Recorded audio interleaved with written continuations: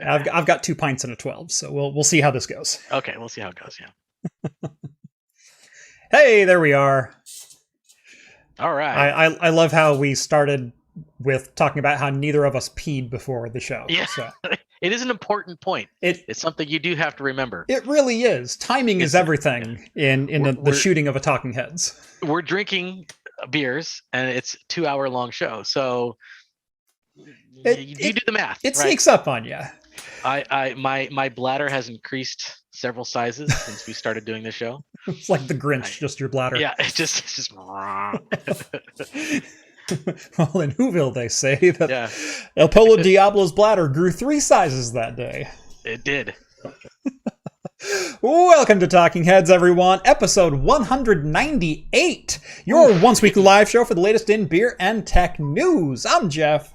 I'm Steve. Welcome to the show, everyone. Thank you so much for joining us on this Wednesday night or in podcast form over on Anchor.fm or wherever your favorite podcasts are found. If you've never seen the show before, we talk beer, we talk tech, we talk games, pop culture, entertainment, usually some Star Trek. We do read all super chats on the air so long as they won't demonetize my channel and you ask nicely. And we do drink alcohol on the show. And if you're drinking with us, alcoholic or not, let us know in the chat and we will give some early show shoutouts as we go along. And last but not least, if you'd like to take part in the super secret chat and the even more super secret after party, think about joining the Patreon or Float Plane. Links are both down in the video description. As a bonus, you can get exclusive access to my Discord server, where you can talk directly with myself, John, Rhett, Steve, all the hosts from Talking Heads, and the ever-growing and excellent community that happens to hang out over there. Excellent community, definitely. Seriously, as much as I like that people pay me to get access to the Discord, it is genuinely something I am very proud of, the community that we've built over there. The interaction is incredible. The engagement is awesome. There are well over 200 active people in there every single day. We have, I think, close to 700 or 750 active users. Yes. So yeah, it's a happening place. And it's not like I don't want to cuss or anything, but it's everybody behaves. Yeah. Everybody behaves for the most part. And everybody tends to get along really good. So it's a really enjoyable place to hang out. It's a cool place to be, and kind of like this show, it's a little bit of everything goes. We talk everything from current tech news to gaming news. There's sometimes some gaming events that happen, organized by either moderators or other people in the chats. We talk 3D printing, we talk cars, we talk beer and food, and it's a cool place to go hang out. So if you like the channel, and you would like to support me in my quest to buy out all of the enterprise GPUs that are on eBay, please think about joining the Patreon or Float Plane. Those are literally how I pay my mortgage right now. Like YouTube and everything else goes directly back into YouTube, but the Patreon goes towards keeping the lights on. That's how I'm paying my bills. So, and because of you guys, I've never had to touch my savings since going full-time on YouTube, and that's kind of a rare thing for someone venturing out on their own as a small business owner, and I have you guys to thank for that. So thank you. Can I touch your savings? Ooh. Just touch it a little bit, just a little bit. We have some drinks. We do. Brow Brothers Brewing, Ben Craigie's Peated Scotch Ale, Novella Hub. Peated Scotch Ale. Oh, so kind of smoky. I'm guessing. I'm intrigued. Yeah, I don't like smoked beers too much. I like it slightly smoky. It's okay. Yeah. Rev is drinking a Riverbend Brewing. Life's a Peach and Then You Die. Oh, I've had that one yes, before. Actually, yeah, the milkshake IPA. Yeah. Yep. No, I think we might have had that one together. Maybe. I want to say we've had that. Yeah. I want to say you and I opened that one. I don't think Riverbend is around anymore. I think they might have closed. I think they might have. Yeah. Let's see. Who else is drinking? Michael Stevens has a Francis Coppola. Francisco, like Francis Ford Coppola? Okay, gotcha. The director, yeah. Gotcha. Yeah. Claret 2018 Black Label, 13.5%. That's a wine, yeah. Yeah. It's a Coppola wine. Skull has a fantastically named beer in the Stone Brewing Imperial Starfucker. Yeah. That's looked like a Star Trek themed or something like that. Yep. And we got Anchorage Brewing Beneath the Water IPA, which Ooh. Anchorage usually really good. Oh, that's John J over there. Yep. Yeah, John J. Always got some good stuff. 50/50 Brewing Eclipse Elijah Craig 14 from a GI Pilot. Ooh, yes. I've been wanting to get my hands on one of those. He posted pictures of them earlier, and they looked delicious. They looked really good, actually. I was a little jealous, to be honest. World Peas is having some high quality H2O. Yeah. All right, Steve, what are you cracking open tonight? I actually have something. The first one I want to. I got this when I was in Colorado. It's called Mellow Yellow. I had to drive about 35 minutes outside of Boulder to a small mountain town called Nederland. And this is a brewery out there that's one of the highest or up and coming highest rated breweries in Colorado. And I got this jammy sour. Now I have to read these ingredients to you, and this might take a while. So here it goes. So this is a fruited gose brewed with a milk sugar, sea salt, Gewürztraminer grape must, pineapple, kiwi, tangerine, mango, guava, passion fruit. Those are all the things that go into there. Is there still beer in it? Yeah, well, it says wait. There's more. Designed to create a unique sensory experience, we condense this paste, the Gewürztraminer paste, on Madagascar vanilla beans, grape jelly, and the exciting new grape powder concentrate known as Phantom. So this is this beer. So it's highly unique. I also have the exact opposite of being very unique, and just a standard red ale. Okay. From it's called Van Run from Ascendant Beer Company. And if we still have time, I have a new hazy from Crux called the Kaya Kaha. Oh, I saw that can the other day. You saw that one? Yeah. It's fairly new. I haven't tried it yet, so. We'll I picked up the Freem Big IPA instead. Oh, okay. So, yeah, it was between those two, and I went, I got to go with the Freem. Yeah. All right. I am going a little bit outside the norm from Ghostfish Brewing. And some people may know that name, but may not know why. Ghostfish Brewing up in Seattle is a 100% gluten-free facility. And so I am having their grapefruit IPA. Oh, that'd be interesting. Which is, I knew it was here. It's something like a 5.5%. 5.5%. Yeah. For gluten-free, yeah. Yep. This is one of my recent favorite breweries that I've discovered. Just like found a couple random cans on the shelf, and they have been just phenomenal. Good, This is from Forland Beer. This is the Landform Pils. This is a craft Pilsner, and it was worth the money. Really? Yeah. Now, usually I like Pilsners, but I don't. I've never had any that was just like, oh, that's outstanding. Yeah. This is outstanding. It's 4.9%. Really? And it was like $4 a can. It is worth all of that. And really, John and I have had this conversation a couple times on the show. Like, usually if you're in a beer shop and you go, oh, there's a Pilsner, you'll pick it up and you go, 4.9%. And then on your other hand, for the same price, you have a 10.2% double IPA, and you're going, you're like, I'm going to go for the IPA. Yeah, right. Exactly. This is a Pilsner that is good.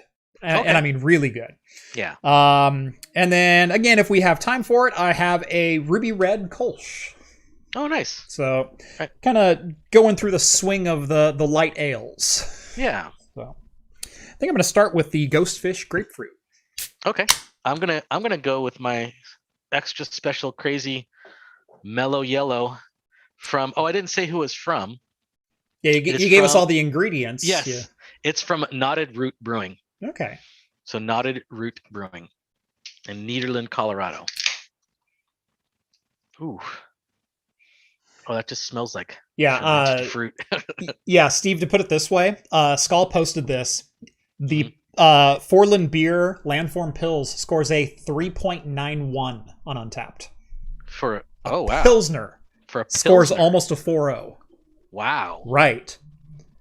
That's crazy. And I've talked about my rating system on Untapped, where it's like, yeah, Dragon's Milk is great, but Dragon's Milk gets a 3.75 because there are better versions of Dragon's Milk, so I can't give it a 4.5.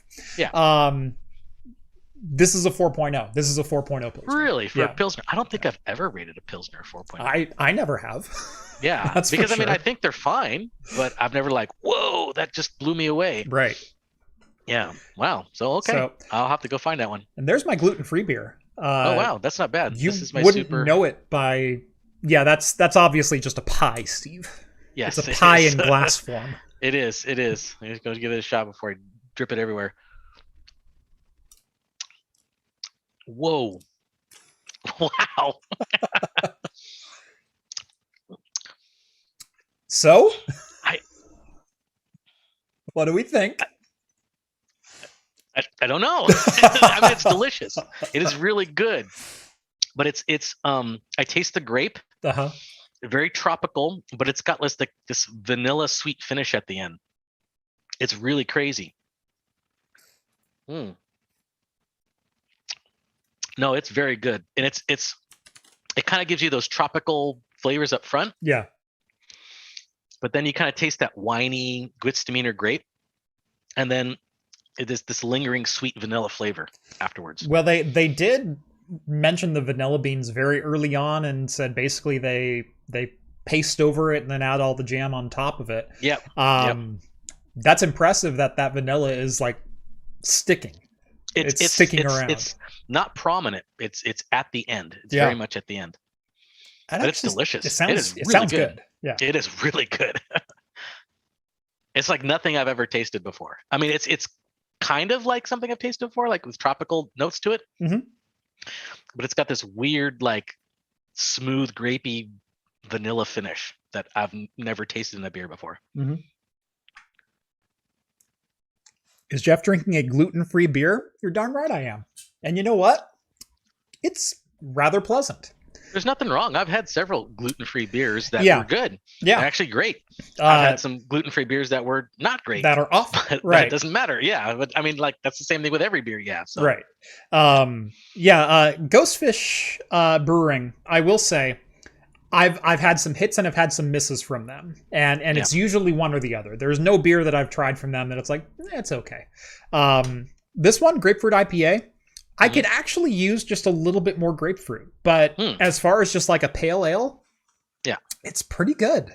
It's very earthy, very hoppy, very of that vegetal, little bit bitter, like you ever like take a bite of crabgrass or something like that, I can't say that I've eaten crabgrass. No. I'm trying to think of like a flavor or a taste that mirrors the vegetation. I've had like it's like, you know, those health drinks, the that they like do the it's like the chewing on like some kind of bitter spinach. Does not sound appealing. It doesn't sound appealing, but it's, I mean, let's be fair. This is not the best IPA I've ever had. It's pretty good though. Okay. So fair enough. I think Skull says it took me a while to find the knotted root, admittedly, but got it before Steve mentioned it. So he's had it before, I guess. Yeah. That's kind of interesting because I thought it was kind of out of the way, out in the middle of nowhere type of thing. Yeah. But the guy, because I found it because I went to this nano brewery in Boulder because it was the only place open at the time because, you know, we were day drinking. It was on vacation, right? Yeah. And so I was asking the guy what he thought was the best brewery in the area where he would go to, and this is the place that he mentioned. Mm-hmm. So I'm like, it's 35 minutes outside of Boulder, you know, I don't know if I want to do that because there's so many places within Boulder I want to try because I could just walk a couple miles away and there's another brewery right there. So we did end up going there, and I was happy we did because I was really impressed with what they had. They had a lot of Mostly jammy sours and hazy beers, but it was all very good. So if you guys find yourself out in the Boulder, Colorado area, I highly recommend going to Knotted Root. Let's see, from Lady Blaba. What the hell is wrong with you Americans? You're going to have to narrow that down a little bit. There's a lot of stuff wrong. There's a lot wrong with us. Yeah. Yeah, and Rev says that's a really broad question. Yeah, I know. I think she was probably referring to my description of the beer and going, yeah, I kind of enjoy like chewing on crabgrass. Hey, there's people who like wheatgrass, like the whole, because I remember Jamba Juice used to offer like shots of wheatgrass and stuff like that. I don't know if they still do, but probably. Yeah. Anyway, let's go ahead and get into the news. Yeah. Starting with this story broke sometime on Friday by a Twitter user named John Hat, or John4T, which I kind of or JONH4T, got the hacker speak going on for the Twitter handle, Hat, which I respect. Old school hacker name. Right, old school leet speak for those who knew it before it was leet speak. Anyway, he posted a issue which he had trying to elevate with Razer for quite some time with their installer package, which pretty much qualifies as a critical vulnerability. I would say so, yeah. And that is the ability to elevate user privileges by use of the installer. Yep. For those who don't know what that means if I'm on a computer and I have limited access to the computer, I can't install software, I can't change settings, I can't do that. I am a limited user versus an administrative user, or even worse, a root user or system user. As John Hat points out, the Razer mouse installer runs by opening up Windows Update and executes Razer installer as system, which is essentially root. You can then use the Razer installer to open up an Explorer window and then open PowerShell and... As an administrator. No, as system. System administrator, yes. Right. System So this is a root access vulnerability in the Razer installer because of how it goes from basic installer to utilizing the Windows Update service to run the installer, which then calls itself using the system user, which you then have access to. You can then elevate yourself to system by opening an Explorer window using that window, and then opening PowerShell and change whatever you want. Yeah. And he says he tried contacting Razer multiple times, but no answers. So here's a free 0-day vulnerability. Yep. Here's how you execute it. It's super easy too. I mean, you can go there and watch the video. It's not too difficult. They literally have a link that you click on that opens up Windows Explorer. Right. And then from Windows Explorer, you can launch PowerShell. Yep. And it gives you the elevated privileges. Yeah.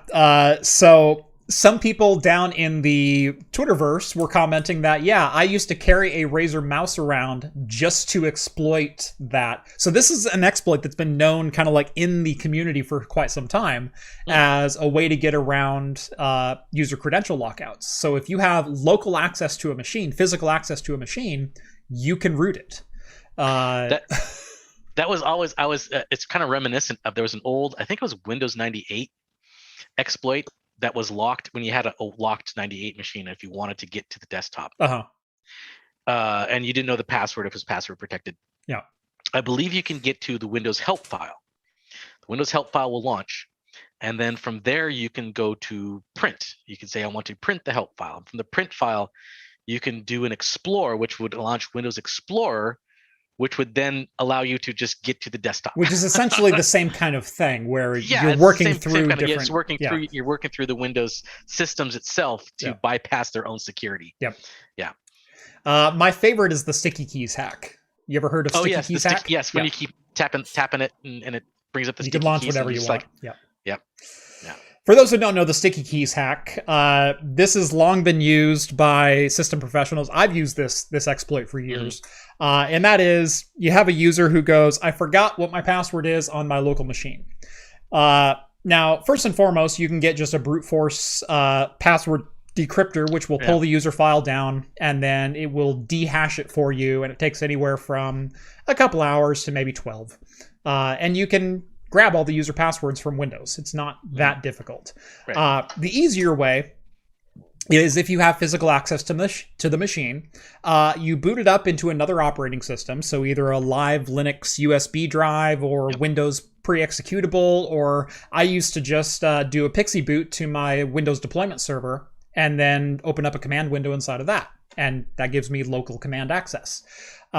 You then find the sticky keys executable, and you rename it to something else, and then you make a copy of cmd.exe inside Windows System 32, and you rename that to the sticky keys executable. You then reboot the machine, and sticky keys as a service will launch if you press the left shift key 5 times. It's an accessibility thing for people who may not be able to have mouse access or have limitations on being able to type in passwords on a keyboard. That will open sticky keys, and if sticky keys the executable has been replaced with command.exe, then it simply opens a system level command prompt in which you can reset any password on the machine you want and log right in. Yep. It's one of my favorites. Yeah, that's a good one. I like that one too. Yeah, Windows 95, 98 just hit escape. Yep. Yep, the good old accessibility exploit. Yeah, there's a bunch of accessibility exploits inside Windows. There was even one, what was it? It was a pretty embarrassing one too. I think it was around Windows 98, 95. A lot of the software that Microsoft put out, like PowerPoint, some of their Office stuff, when they asked for a legitimate key, you can literally just fill the whole thing up with ones. Just one. That was Windows 95.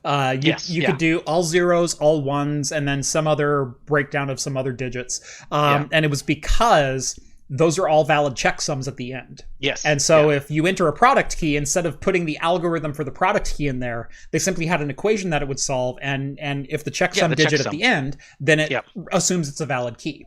Right. And so there's actually a great YouTube video which breaks down why was 111111 a valid Windows 95 license key. Yeah, because of the checksum algorithm. Yeah. Yep.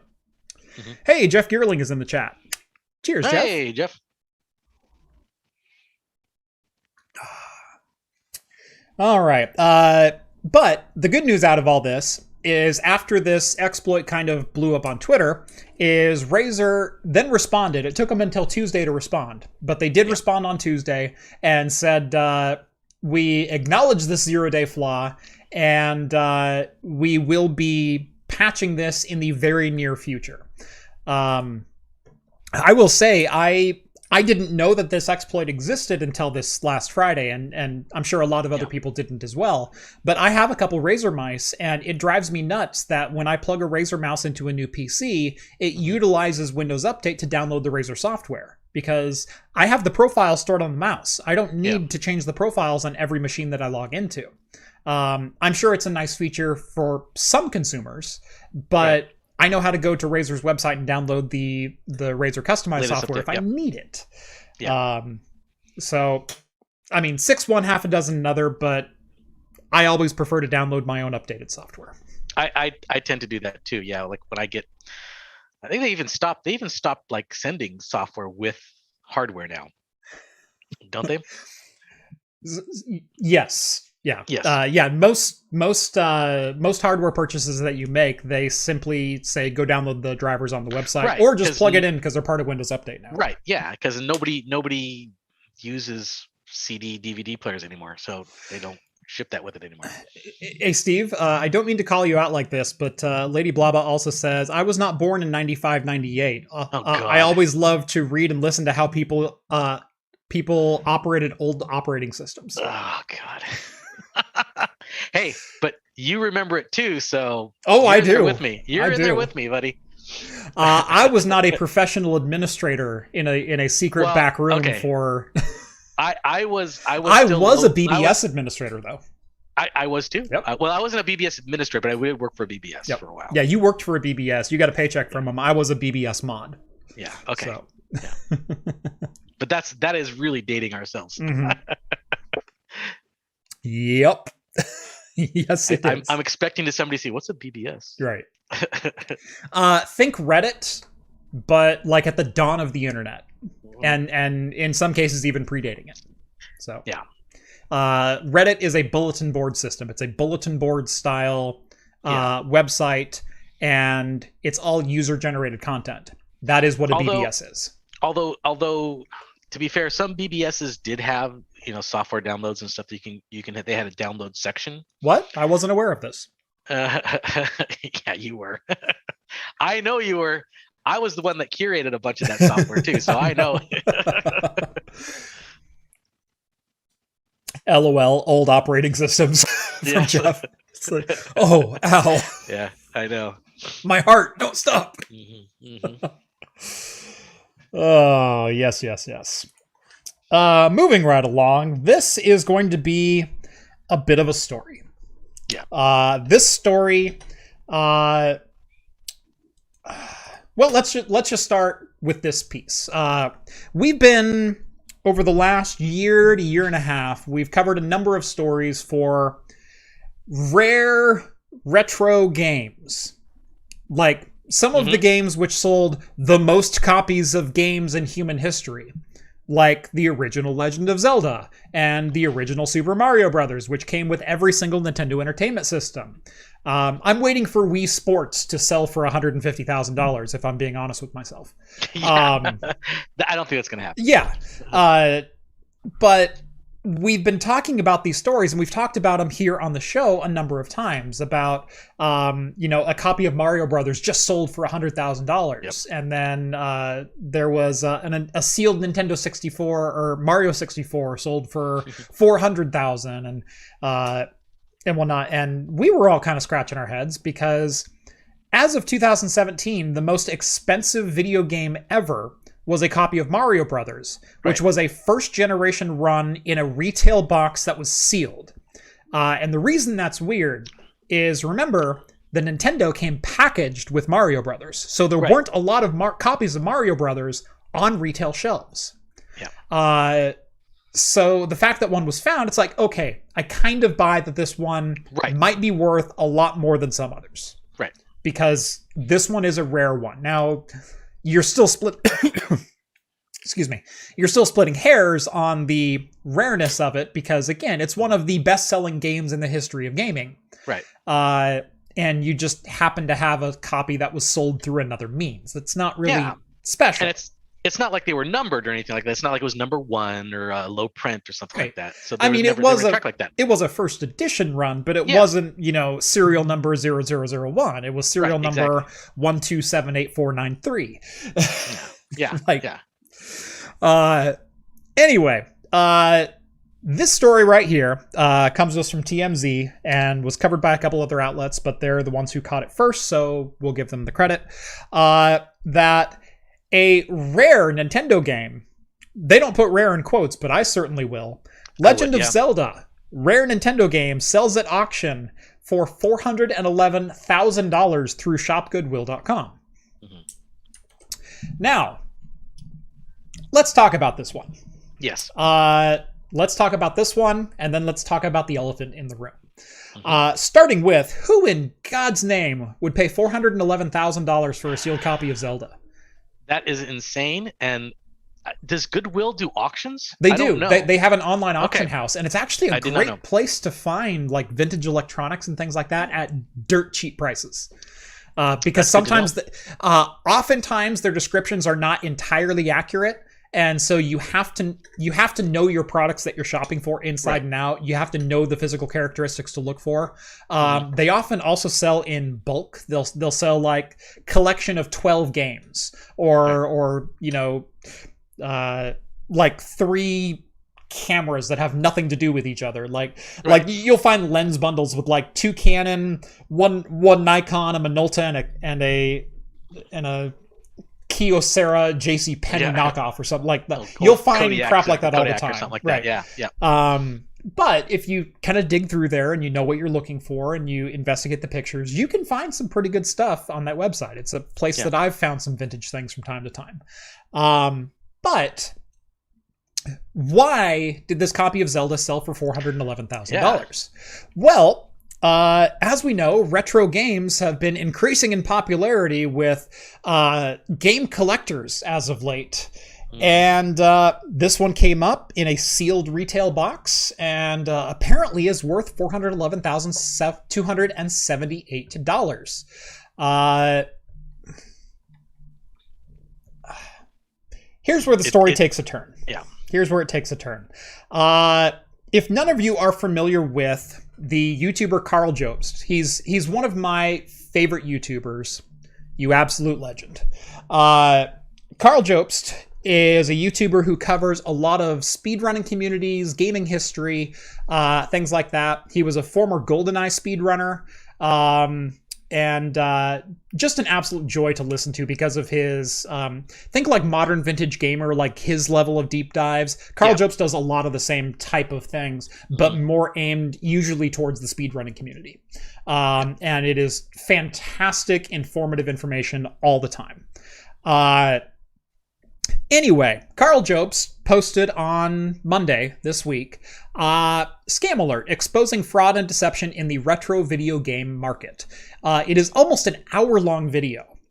And I recommend watching this video because the level at which we're going to cover the story here is not even close to the level at which he covered the story. And I want to give him full credit for kind of bringing this all up.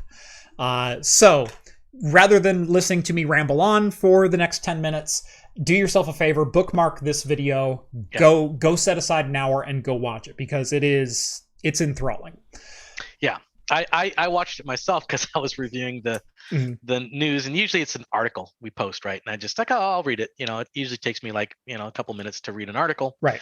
Then I see this video and like, oh yeah, it's an hour long. 52 minutes, right? Yeah, it's like, oh my gosh. And so I start watching it. It's like, wow, this is really informative. This is really good. And the guy has some real in-depth knowledge about what's going on. Yes.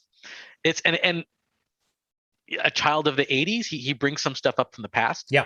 Yep. I remember some of this stuff. I remember some of the stuff he mentions. He briefly mentions Beanie Babies. I think that's probably a lot of things that's in a lot of people's minds as a recent collector's item that kind of just raised in value very quickly and then just crashed. Yep.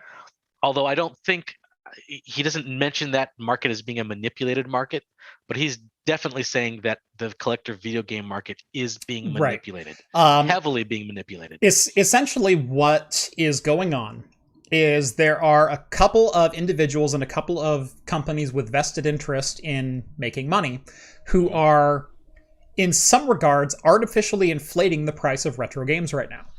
I say in some regards. They are inflating the price of retro games right now.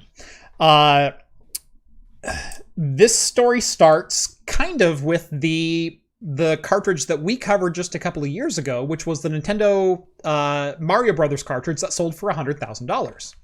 At the time, no one really kind of raised any eyebrows at it. It was just like, okay, I guess it's a rare game cartridge, but someone's crazy. Like, right. But since then, they've been like skyrocketing. We've seen games sell for like 1.5 million in the last year now. So that's head scratching. That's very head scratching. Right. So what in the world is going on? Well, Carl did a fair bit of digging. The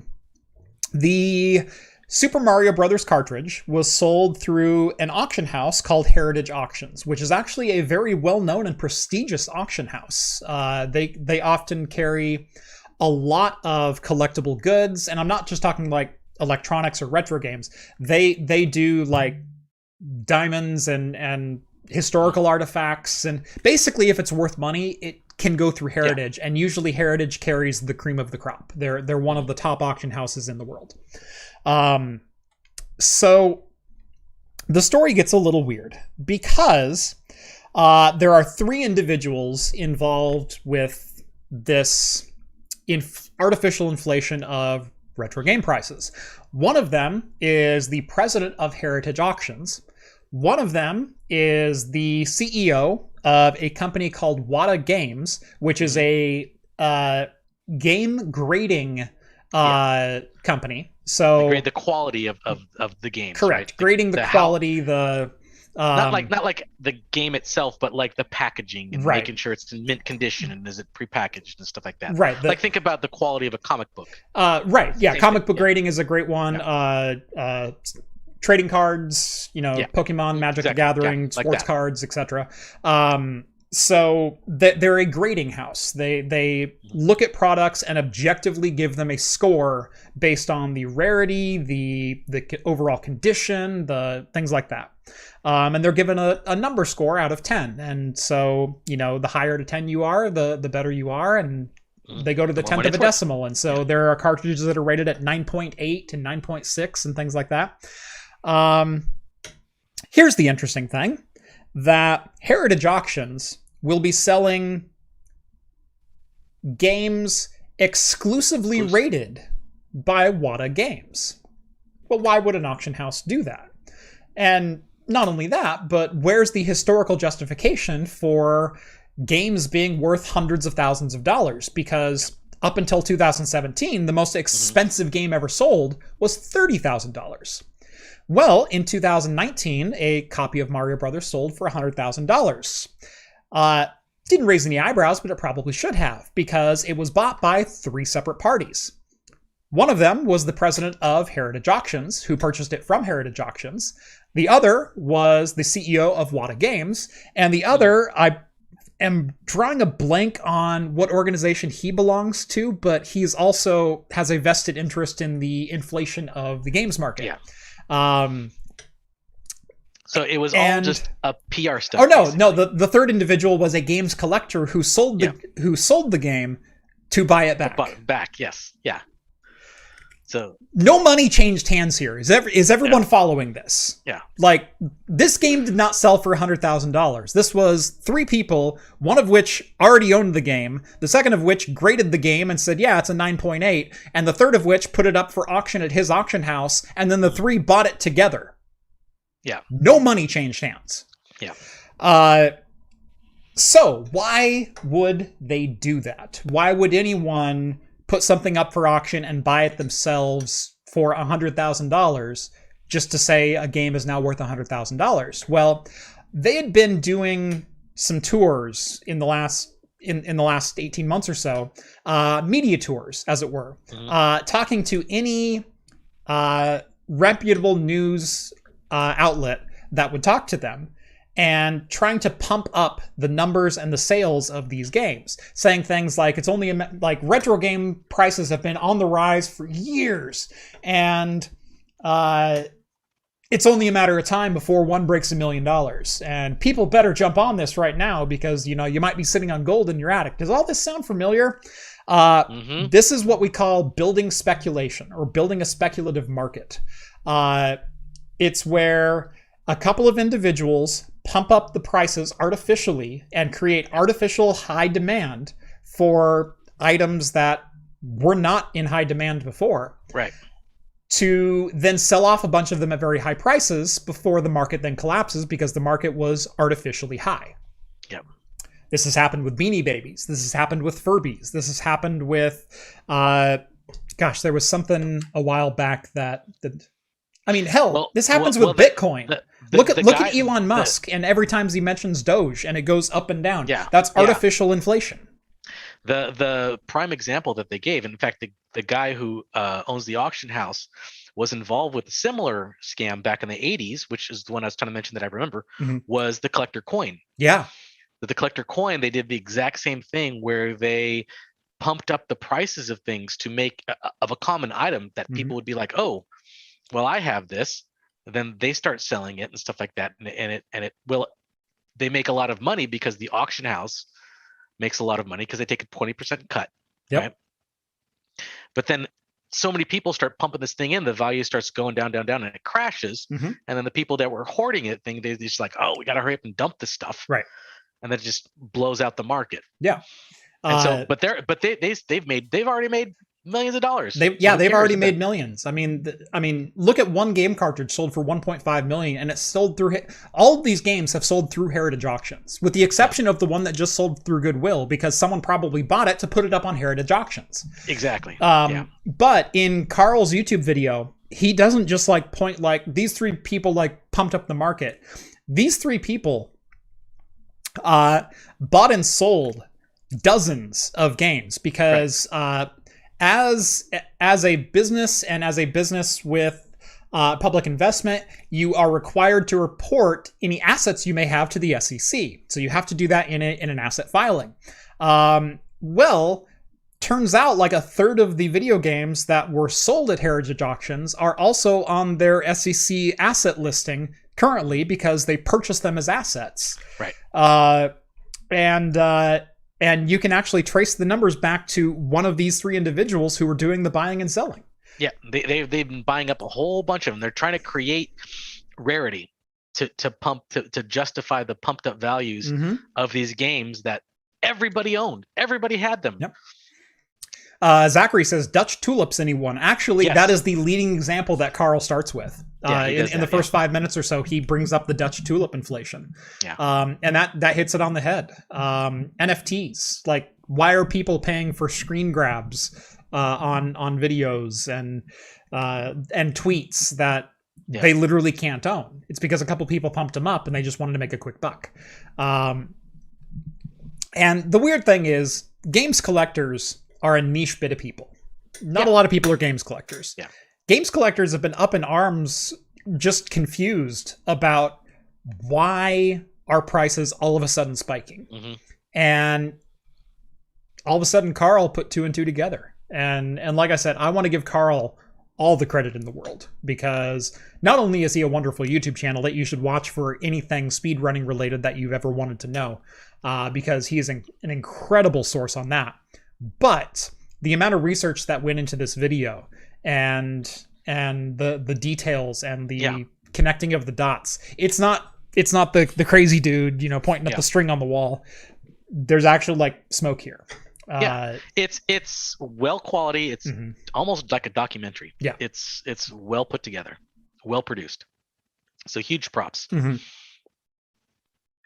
Yeah, so go subscribe, go watch his channel. He does a fantastic breakdown of this. Like I said, better than what I can do. And I want to give him all the props in the world for kind of breaking this story. And it answers a lot of questions that, quite honestly, seem obvious now. Yeah. After having watched this video, because like I said, we've talked about it multiple times here on the show. Why is a sealed copy of The Legend of Zelda, one of the most prolific games in gaming history, selling for $441,000? It doesn't make any sense, because no collector would ever spend that, because that is such a common game. It seemed kind of weird because it dovetailed into, prior to that, I do remember a couple of stories where legitimate rare games, like there was the Nintendo cartridge that was only given to the prize winners. Oh yeah, there was the World Championship cartridge. Yeah, the World so there's like only 6 in the world or something like that. They still only sold for like 16,000, and that's the invested collectors. Right. But everybody knew that they were legitimately rare. Right. They were legitimately. There's rare. like 7. Right. Yeah. And you're right. It only went for like 16,000 or something like that. Yeah, something like that. And it made news at that price. Yes, and it made news at that price. So yeah. So why would a game that everybody who had a Nintendo had this game, and we were like, okay, we did speculate that maybe it's because it's like it came with it, so the standalone ones were more rare. But it still seemed an astronomical price for something like that. But this Zelda game, that was only sold at retail. It was never bundled with the original Nintendo. No. Yeah. There's no reason in the world, even as a sealed copy. Like, I can see like 5,000 for a sealed copy. Right. Like, if I'm a hardcore collector, that game has history to it. And having a still shrink wrapped box for The Legend of Zelda, sure, that's worth 4 figures. There ain't no way it's worth, 8 figures. Yeah, I know. No way. 7 figures, even 6 figures. Like, I mean, yeah, these things were mass produced. Right. Everybody had, they put out so many of them. There were millions of copies of The Legend of Zelda that sold at retail. Yeah. And that's the thing that is also in the video, where they talk about how they're obscuring the rarity of things. Yeah. How they're not listing, because one of the things that that go along with rating the quality of something is the rarity of that item. Yeah. And they're obscuring how rare things are. And you know, a lot of game collectors who are not as old as we are may not know how rare that was. Right. They don't know the history behind it. So doesn't it piss you off that the CEO of WATA is like 26? I know. God. What a dick. All right. This video does have a sponsor. Let's talk about some people who aren't. Yes, exactly. The good folks at Linode. Thank you for the folks at Linode for bringing you this episode of Talking Heads. And hold on, let me hit the right button here. There we go. Today's episode is brought to you by Linode. If you've ever wanted to host your own servers, whether it be for home or business use, but don't have the resources or time to invest into hardware, power, cooling, or even space, why not let Linode host them for you? If it runs on Linux, it'll run on Linode. That includes most of the tutorials on my channel, like how to run your own ad-blocking recursive DNS server, VPN gateways, your own cloud-based Plex server, and more. Linode makes it simple to deploy and manage your own cloud services, with solutions ranging from a single shared CPU to massive multi-core virtual machines. They even offer dedicated RTX 6000 GPUs for graphic rendering or machine learning. With shared CPU plans starting at as little as $5 per month and scaling up to as high as you need to go, you'll be able to find a hosting plan that fits your needs. Even if you do host your own servers, you can use Linode to keep a backup off-site, because remember, RAID is not a backup. Visit linode.com/craftcomputing and get a $100 60-day credit just for signing up for a new account. That's linode.com/craftcomputing, and a huge thanks again to Linode for sponsoring today's episode. Now, if only Linode will buy me some more beer.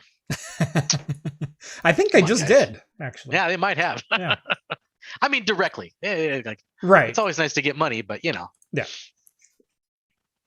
Take us out and buy us a couple beers. Come on, Linode. Yeah. Come on, guys. I could totally go for a beer with Linode. Yeah. Speaking of beer, I'm still working on mine. Still working on your jammy. All right. Mine was 16 ounce. Yours was only a 12er. No, mine was 16. Oh, yours 16 too? Okay, I'm going full slow. pint. But yours is a jammy sour, so I'll give you that one. Don't chug it on my account. Too. No, it's a good sipper, I have to say. I don't think I said the percent on it actually. It's 8.6 actually, so it's not high, but it's not low either. Yeah. YouTube influencers create hype also. Yes and no. They can. I've seen when I do stories occasionally, it will create hype around some things. Yes. But it's not intentional, yeah. Right. It's not it's not malicious. Right. It's never intentional. Well, unless I'm trying to bring attention to something. It's really not intentional. It's not malicious. I have inadvertently raised prices on things before, just by showing them off on the channel. Yeah, it's always interesting to watch if I do a video on something and watch the price react. Even my very first video, I caused the price of the Xeon E5 2667 to go to almost double, to the point where within 3 weeks I was getting complaints on that video that I inflated prices because people were buying up that chip. That was my first video I ever posted to YouTube. I was not an influencer at that point. I know. That was like, wow. Hey, look at this super chat. $100 Canadian. Whoa. Look at that. Cheers from up in Montreal, Quebec. First time watching live. Love your content and wanted to give back. I got into craft beer about a year ago, and I'm curious about the different kinds of hops. Which would you recommend and avoid, and why? Thanks for everything that you do. Thank you so much, Mike. That's glad to have you along. Yeah. I can answer that question. Yeah, go for it. I even got my Willamette Valley hop. That's right. Shirt on, yeah. So it all depends on what you like. And if you're just getting into craft brewing and you like the hazy IPAs that are kind of juicy, citrusy, grapefruity, You want to go with like the Citra hops, the Simcoe hops, the Galaxy hops. Those are some of the big hops that they use to add big citrus notes to it. As to hops you may want to avoid, if you don't like the overly bitter hops, you may want to stay away from like ones that have very, very high alpha acids to it. Things like Nugget or CTZ. Those are what they call bittering hops. Mm-hmm. And they usually introduce those into the brewing process at the very end. It's what my first beer was full of, which is why I said it's a very bitter, grassy. Oh, yes. Yeah. One of my first IPAs that I made, I loved Citra hop at the time, and it was a very new hop at the it just kind of introduced to the market. And so I went to the brew store and I asked the guy, I'm like, hey, can I get some Citra hop? And he's like, well, we don't have any, but here's some Nugget hop. It should be the same. I'm like, okay, I trusted the guy, right? I didn't know. And so and Nugget's a bittering hop. Yeah. It's not a, so I just put a ton of this stuff. Yeah.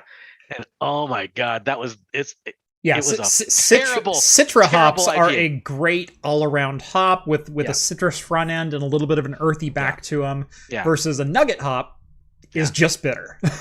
Yeah, and they even have newer ones coming out. There's like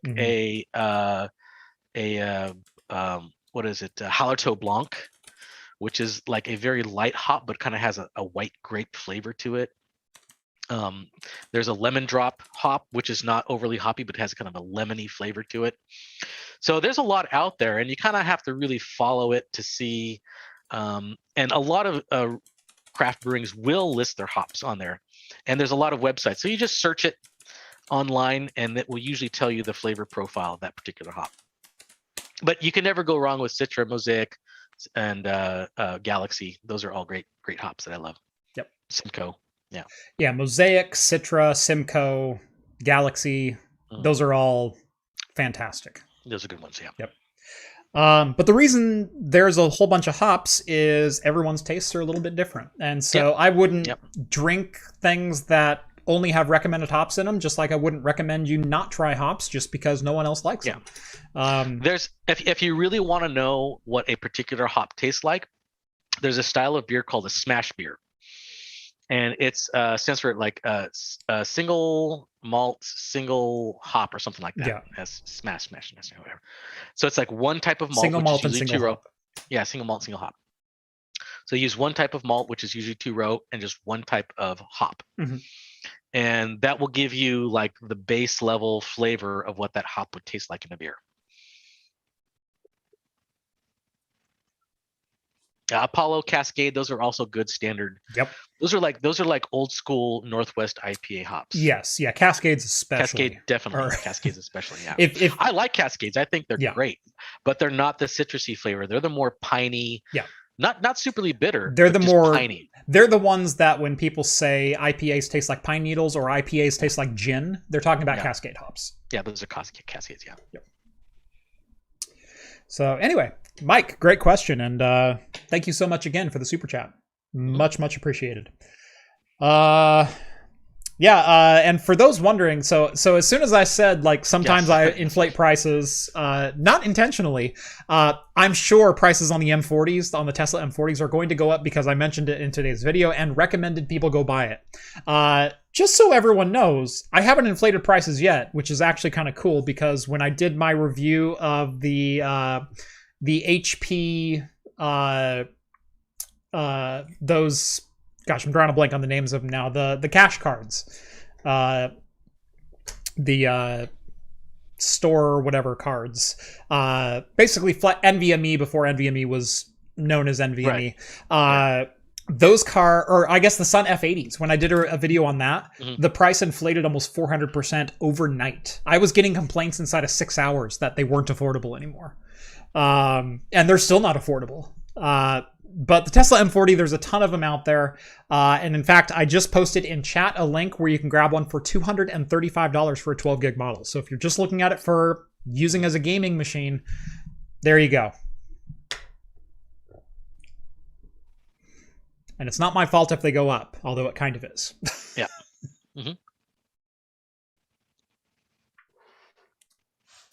All right. Speaking of graphics cards, thank you for the very, very natural segue. Supposedly tomorrow, yes, and I mean tomorrow, like Thursday morning, there is going to be a massive restocking of Nvidia RTX 30 series GPUs happening at Best Buys around the country. Now, not all Best Buys are getting shipments, but if you saw people lining up, there's a reason. It's because certain Best Buy stores are getting anywhere from 50 to 150 graphics cards tomorrow morning. Yes. And that's only one per customer. So there's no scalping or someone's going to get in there first and buy a whole bunch of them. It's one per customer. So and it's limited, and they do say that they will be giving out tickets to the first people in line starting at 7:30 a.m. So I think last time we kind of reported on this too. This was like a couple months ago too, right? I can't remember when that happened. But we were looking, I think someone had reported that people were lining up the night before at our local. I drove by 3 nights before, and there were like 2 or 3 tents outside. Jeez. Like, it wasn't the night before. It was a night or 2 or 3 before. Yeah. And people were already lined up. I remember video game releases and people lining up. I have never seen that before for like a restocking of a video card. Yep. Here's a good question. Generation. What is the best half-height graphics card you know of? So on the consumer side of things, the obvious answer is going to be probably the AMD RX 550. It's one of the only consumer cards that's available in a half-height. And until the recent storm of the last year, it was pretty readily available at about $100. There's the tried and true GT 1030, which is also available in a half height, and that does okay. It's not as good as the 550, especially if you end up with a DDR4 instead of a GDDR5 model. Don't get me started on that. But the GT 1030 is there as well, and it'll play 1080p games, low settings at 60 frames per second pretty easily. RX 550 is obviously just a better deal though. Also, the RX 550 has 4 gigs of RAM, whereas the GT 1030 only has 2. There is a half-height, low-profile GTX 1650. Now, it is an Eastern market card only. I don't remember who sells it, but I believe it's called the Knife. Let me... Oh, real quick with the restocking of the Best Buy, someone had asked in chat if it applies to Canada. As far as I know, it does not. There is a if you go to there's a related Twitter story where someone had posted a picture of the leaked stores and the quantity that they had, and there were no Canadian cities or stores listed. So this is just a US as far as I know.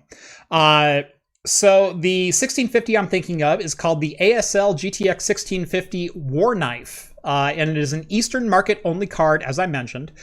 Still saying 4 gigabytes of GDDR5, but it is a half-height single slot blower card. Kind of an interesting design. I actually tried getting a hold of one not long ago, which is why I ended up building my own single slot GTX 1650 for my Xbox One S build, which is coming up. I will say there's a dark horse candidate in there, and that is if you want to find one right now for under $200, you can find either a Quadro P620 or a Quadro P1000. Both of them have, I want to say, 640 CUDA cores and 4 gigabytes of GDDR5. And it's the same GPU die as the GT 1030, but it has almost the same performance as a GTX 1050. It's like in that ballpark, and they are both single slot and low profile. And you can get them right now for like $150. That's good. Yeah. I have one of each of those cards, and they do quite well. So yeah, there's your rapid fire answer. How about the RTX A2000? It looks awesome, but I'm not spending $1,000 on a single height, low profile card. Yeah.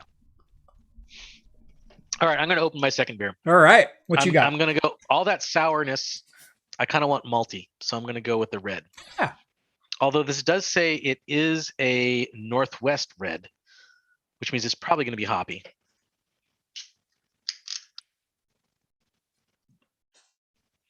So this is, again, Ascendant Beer Company Van Run Red Ale. There you go. For those who didn't catch, I opened the Forland Beers Landform Pilsner. That is my second beer. Oh man, that's a horrible pour. It's like a John pour. John pour. Best head in Oregon. Yep, that's right. If anybody comes driving through Oregon and you want to put graffiti on the truck stops, just put John pours the best head in Oregon. John gives the best head in Oregon. John gives the best head in Oregon. Yeah, there you go. Yep. Yeah, the P620 is about 150. P1000s are about 300. Yeah, last year the P1000s were about 200. But the P620 is almost the exact same card. They have the exact same CUDA core count. They have the exact same memory, exact same bandwidth.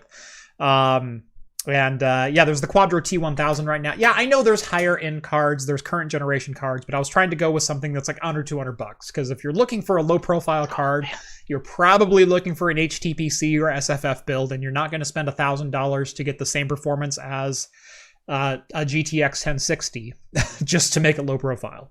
So I understand there's other cards.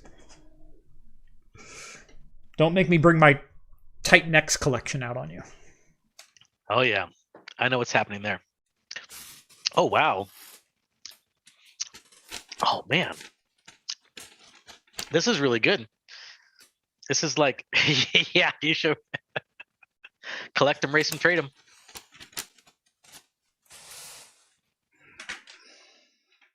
Got to catch them all. Got to catch them all. All right, so good luck to all of you heading out to a Best Buy to go camp out. Hope I'm keeping you company while you're doing that. Yeah.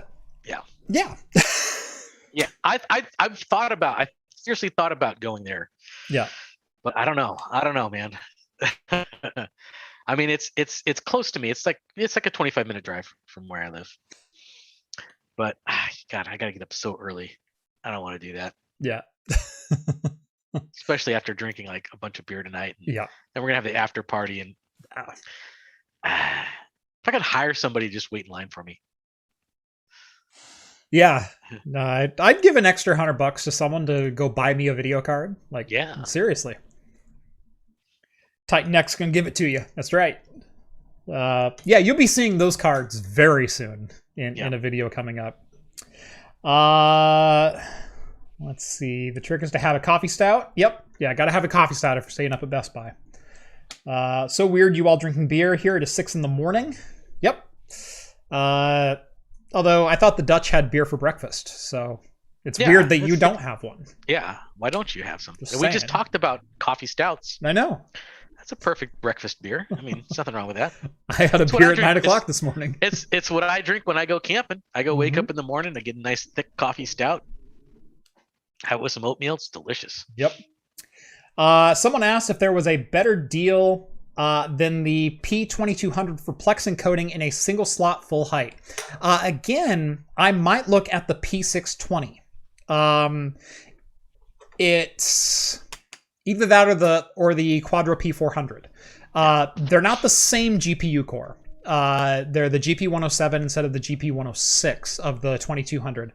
But they're vastly less expensive. You can get one for $150 instead of $450 or $500. And if you use the NVENC unlock patcher, if you're running your Plex server on Linux, then you can unlock it, and one of those cards can do like 8 or 9 or 10 streams of 4K 444 without breaking the card, because the driver limits it to 2. But if you bypass the driver or patch the driver, you can get 7, 8, 9, 10 streams out of it, which makes it a heck of a deal. I actually have a P400 doing my Plex encoding right now. And it handles at least 4 4K streams, no problem at all. It's rare that there's more than 4 streams going on my server. So there you go. This one I'm excited about. Yes. This one I think I saw there's a few people in the chat that were saying they tuned in just for this story. Yep. Sorry, one last question. What about the M2000? The problem with Maxwell is it doesn't have as good of encoding as Pascal.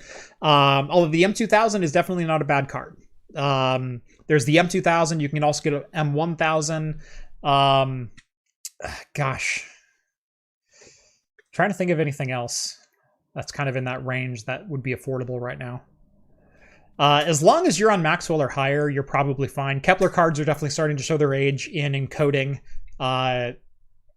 because they'll do 4K, but only at 420. If they even do 4K, I don't remember if Kepler does 4K. And in fact, Nvidia pulled official support for Kepler doing NVENC encoding recently. They don't even list them on their certified NVENC cards anymore. So if someone has the old list of NVENC cards that show what Kepler is actually capable of, I would love to see that. I tried going to the Wayback Machine. It didn't catch that PDF. All right. So this one I am very, very excited for. Years and years and years ago, I think it was Hackaday had a contest set up that said, we'll give $1,000 to the first person who makes a working tricorder. Yeah. And there were some attempts. There were some very valiant attempts at like barometric pressure and things like handheld scanning devices that would do real-time scanning of environments, as well as some medical scanning and things like that. But nothing really captured the essence of the tricorder. Until now. Meet the Picorder. So, I'm not going to play the video now, but please do me a favor and click the link and go play this video back, because what has been done in this form factor and being screen accurate is frankly mind-blowing. Inside of this device is a Raspberry Pi Zero with a 2.5-inch GPIO screen connected to it. Not only does the screen actively refresh actual sensor data coming from various sensors that are connected to the GPIO, but all of the lights and all of the sounds also work, and the whole thing is practically screen accurate. Now, there's a couple liberties that have been taken because he needed to fit certain components in certain places and whatnot. And I'm sorry, but real-life sensors don't look quite like they would on the front of the tricorder, but he made them fit as best as possible. And oh my gosh, this guy knocked it out of the park. He will be open sourcing this design. And you can bet your ass I'm going to be building one. Are you kidding? A tricorder that actually works? I mean, I have one right here. What do you mean? Yeah, totally. It's right here. Yeah, Steve. Yeah. I got my tricorder. Well, you got the old model. I need the new Mark 6 with the blue stripe. Yeah, okay. Yeah, this works. Oh, the batteries are dead. But yeah, it works. I have one that works too. Yeah. In fact, I have the next generation one. Yeah, okay. I don't know. I like the old school classic, man. The old school classic is great. Retro cool, man. Retro cool. It is retro cool in a Geiger counter kind of way. It is, yeah. Hey, Tech Potato. What's going on, Ethan? Ian. Sorry. Ian. Sorry. Second beer. Ian. Sir Ian. How's it going? Where's the Sambuca? What's going down at 5 a.m.? Where's the Sambuca? Oh, God. I wish I had Sambuca. I love Sambuca. That'd be good. I haven't had it in a while. But it's 9 o'clock here. Yeah. And Sambuca does sound good. It does sound good. Liquor stores are closed, so I can't get any, but next time, we'll get some Sambuca. Yeah. Heck yeah. Anyway, for those wondering, go check out Tech Potato. Dr. Ian Cutress has a fantastic channel. Speaking of Ian Cutress, OnlyFans... Sorry, I had to. It's the next story. OnlyFans has 100% backtracked on their previous statements that they will ban all explicit adult content. Now, for those not following this story, OnlyFans is kind of known for being a safe harbor for sex workers, let's just say. Both in the sense of people wanting to sell pictures and images and videos and things like that of a sexual nature or nudity or things like that to straight up sex workers. And they've been one of the only places on the internet that people can safely take money for that kind of content. So John's got an account there where he posts all his slow pouring beer videos on there. That's right. People who love slow motion beer pouring videos will imbibe in his explicit content. I actually had Kronos, the slow motion camera company, reach out and say that's a great idea, that I wanted to do a slow motion beer pouring OnlyFans. So maybe there's a Kronos sponsorship to be had there. Yeah, maybe. There we go. Brought to you by Kronos. That's right. Yeah. Anyway, so OnlyFans made headlines last week on Thursday, right after our show, that they would be banning all explicit adult content on October 1st. So less than 6 weeks notice to change your platform or get wrecked, son. As it were, as the kids say. Now, what was explicit adult content? Well, it wasn't the people, the men and women who are taking nude photographs of themselves. That wasn't what explicit content meant. It was explicit sexual acts. It was maim, mutilation, gore, etc. That's what explicit content was. But there was still a lot of ambiguity around what that would qualify as. OnlyFans blamed this policy change on credit card companies not wanting to either accept and hold and process money from sex workers, and number two, having unrealistic demands for monitoring and curating said content. Apparently, the credit card companies were demanding that OnlyFans have real life, not in person, but human interaction moderation happen for every video, every live stream, every post, every picture, to make sure that nothing illicit was going on. And failing to do so would mean they could no longer accept credit card payments. And when you're staring at pissing off the sex workers and staring at the credit card company on your other side who says, we're not going to process money for you anymore, you kind of have to listen to the credit card company, even though your platform was built on the backs of sex workers. Anyway, today, in fact, just a couple hours ago, OnlyFans did a dramatic U-turn, posting on Twitter, "Thank you everyone for making your voices heard. We have secured assurances necessary to support our diverse creator community and have suspended the planned October 1st policy change. OnlyFans stands for inclusion and we will continue to provide a home for all creators." End quote. That's good, because I was hoping that I didn't have to take down my erotic balloon animal videos that I posted on there. I mean, you make some great content, speaking of. Yeah, I do. Erotic balloon animals is the next big thing. Yeah. Tech Potato also points out that having someone live moderate everything, they lose Section 230 safe harbor and are categorized as a publisher as well. And that is a fantastic point as well, because right now, as a web host who simply gives space to creators, you are not liable in most regards for the content posted by creators. If there is sex trafficking or images of minors or things like that you are selling explicitly, you don't necessarily have a requirement to moderate that content unless you are made aware of it. However, if it is your policy to actively monitor said content being posted and moderate and curate and then approve, you are now a publisher of said content and are held liable not as a safe harbor, but as the original publisher of that content, which again is a bridge that OnlyFans could not cross. It's very hard to publish. Yeah, they have to monitor so much. It's like unsurmountable. Like the static electricity.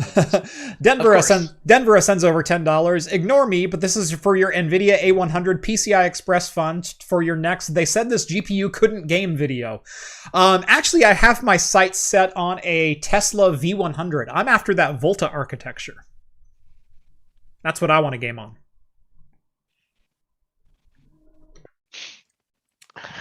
So, but no, Ian brings up an excellent point that you can't moderate and curate and approve and still be a safe harbor and still be not liable for the content posted on your channel, on your web forum, on your site, their website. That's the word I'm searching for.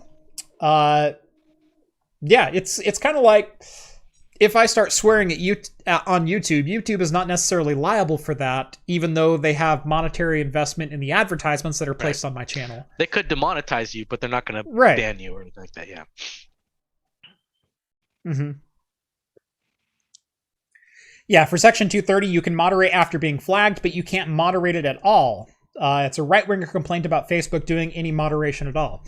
Yeah, and that's kind of the crux of it is if you view some of the content once, then you're now a publisher of that content and you're expected to monitor all of the content. And YouTube has gone through similar growing pains with content design for YouTube Kids and things like that. There are a number of different partner programs inside of YouTube that you cannot take part in if your videos are intended for a child audience that is under 13 years of age. One of those is merchandise. You cannot sell merchandise on YouTube or integrate your merch shelf on YouTube if your content is geared towards kids. They won't let you into that program. Speaking of that program, we have merch now. That's right.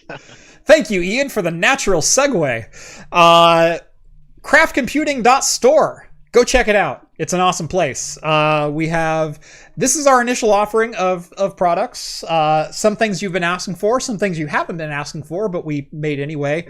My personal favorite is this little I'm out of beer t-shirt.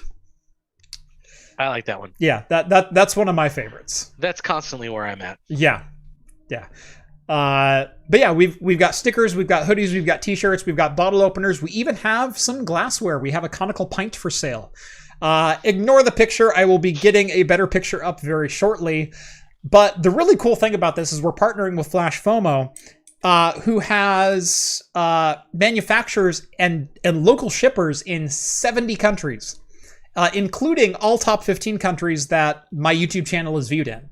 So the shipping charges, regardless of where you live, are not outrageous. I think the most expensive shipping charge I've heard of to date is $13.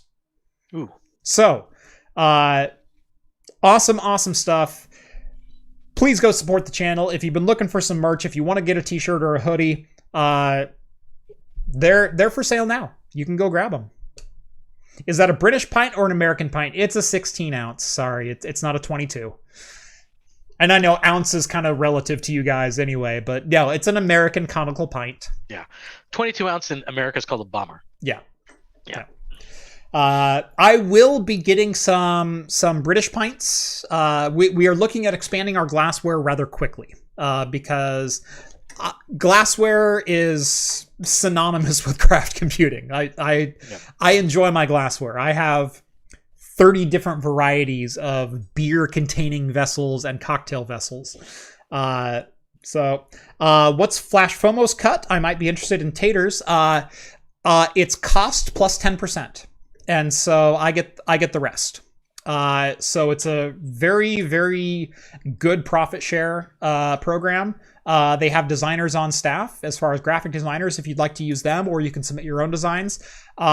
Ian, hit me up in Discord and I will get you in touch with my rep. And I'll make the introduction for you guys. All right. Are we on to beer news? We're on to beer news. We're on to beer news now. Steve, take it away. Well, I mean, if you want me to, that's fine. I'll do that. I've been talking enough. All right. So next up we have not necessarily beer news, but wine news. I'll accept it. Yeah, wine news. And of course, this wine news is right up our alley because we all love Star Trek over here. And we've talked about some Star Trek wines in the past, like the Picard, but we have some new Star Trek themed wines that are coming out. And most prominently is the Andorian Blue Chardonnay. Well, you say that. There's a bottle that I see here that I have to have for my collection just for the bottle, and that's the bottle of Kanar. The Kardashian Kanar. The Kardashian Kanar. That is, if you scroll down, there's a better picture of it. Yeah. It is a very, very ornate bottle. Yes. Yes, there it is right there. Yeah. That is the most 90s looking design bottle I have ever seen. Right. But it is still cool. But it is pretty neat. That's the Kardashian Kanar red wine blend. And I know I think John got the Klingon red wine. I think he bought that. I have a bottle of the blood wine. Okay, the blood wine, yeah. Yeah, I got mine like a year and a half ago. Yeah. And you can buy all 6 of the different bottles if you'd like for the very low price of $300. Just $300, and every single Starfleet wine could be yours. Well, Star Trek, because it's not. Yeah. Oh.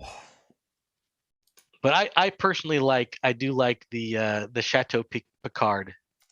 Just because it looks... I don't have a Chateau Picard, but I have like everything else. I'm not that interested in the Andorian whiskey, the Andorian blue wine. I kind of wouldn't mind trying that personally. I kind of like that. I think you're right, though. I think the Kardashian bottle is the most ornate. I'm doing this right now. I'm going to buy a. They only sell the Kanar in 2 packs, and so it's $120 for 2 bottles. Oh gosh! So you're gonna pick one up right now? I'm literally typing my information in. There we go, live on the air. Yep. Jeff is wasting his money. So, whoever super chatted money, it's now going to Jeff's wine obsession. Yeah, thank you, Mike, for buying me 2 bottles of Kanar. And Denvera, you basically paid for my Kanar. So. There you go. What does the Breen wine taste like? Oh, it's got to be like that neon green stuff, doesn't it? I bet it tastes like MD 2020. Probably. Is that Breen like a Neil Breen? No, Breen is in the race that shoved a lance through Picard's chest for cheating at pool. Right. Yes. I thought they were talking about Neil Breen.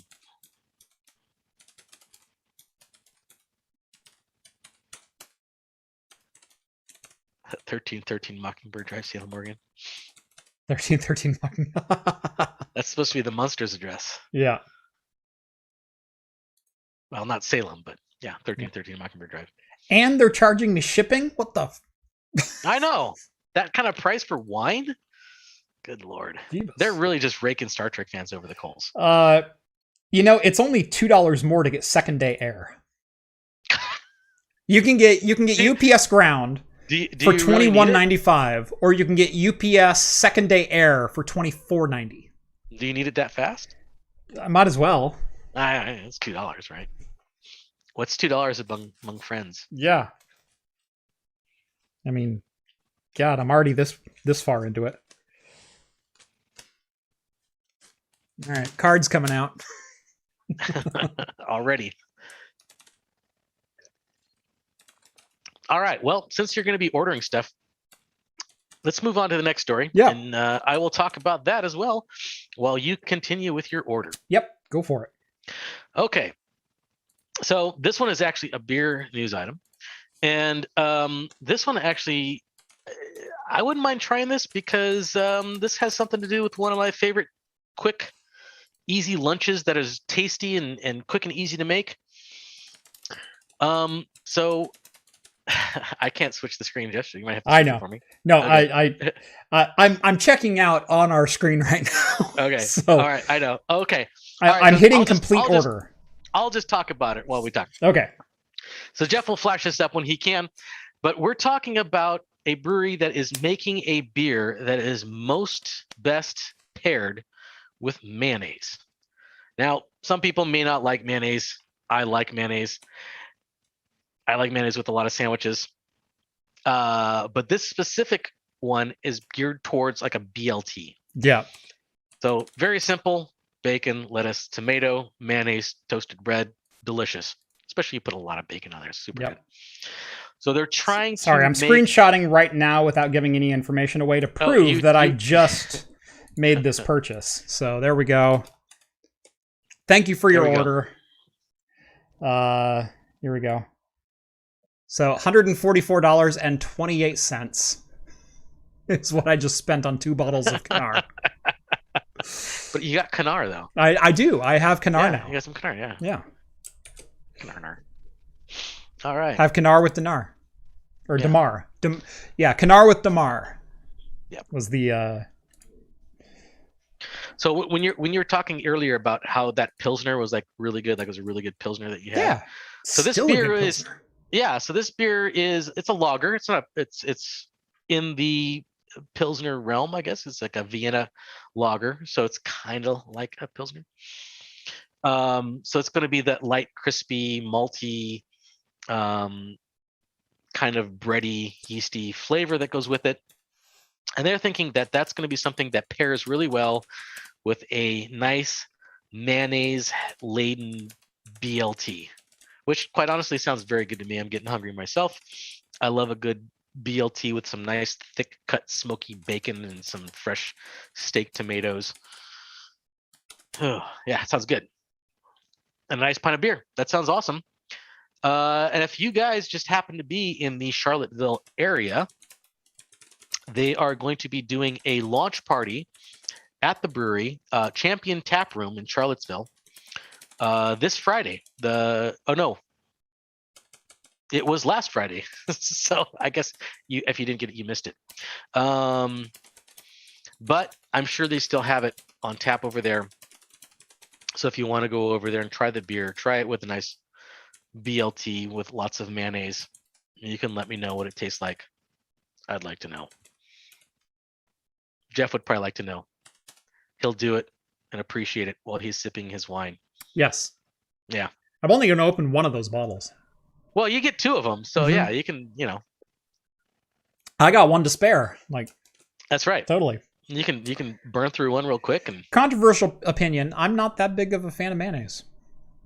Okay. Mayonnaise or Miracle Whip? Mayonnaise. Miracle. I don't like Miracle Whip either. That's. Oh, okay. That's disgusting.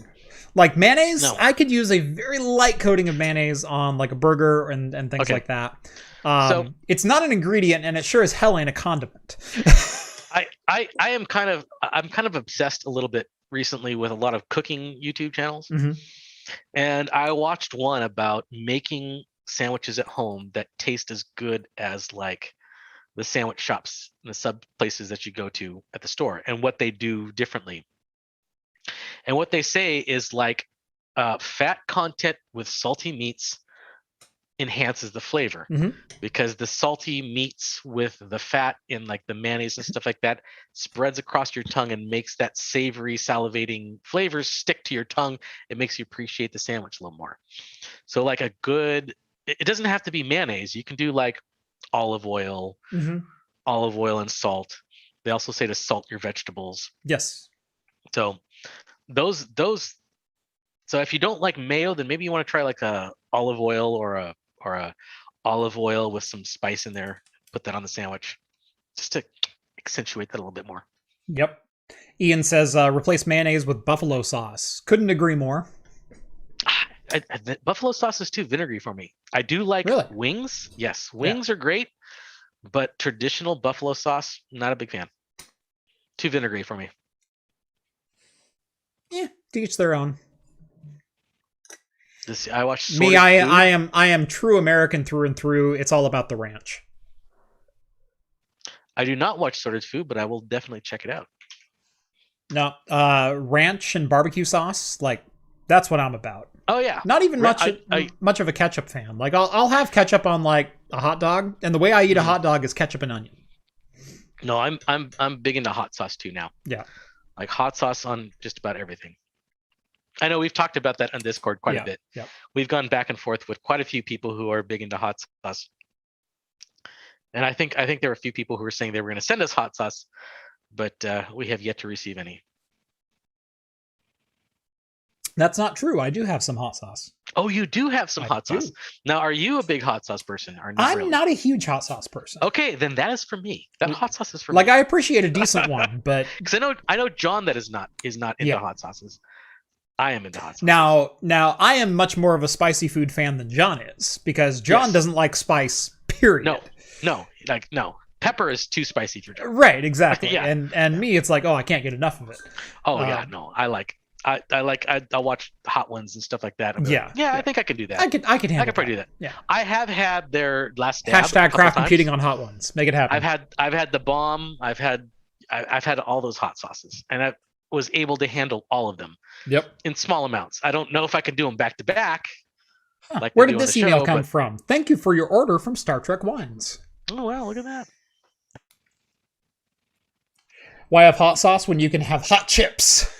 I've had hot chips before too. I do have some. Have you had the Frito scoops with the jalapeno in them? No. Holy crap, they're good. Frito scoops, but not the jalapeno. Oh, you got to get the jalapeno Frito scoops.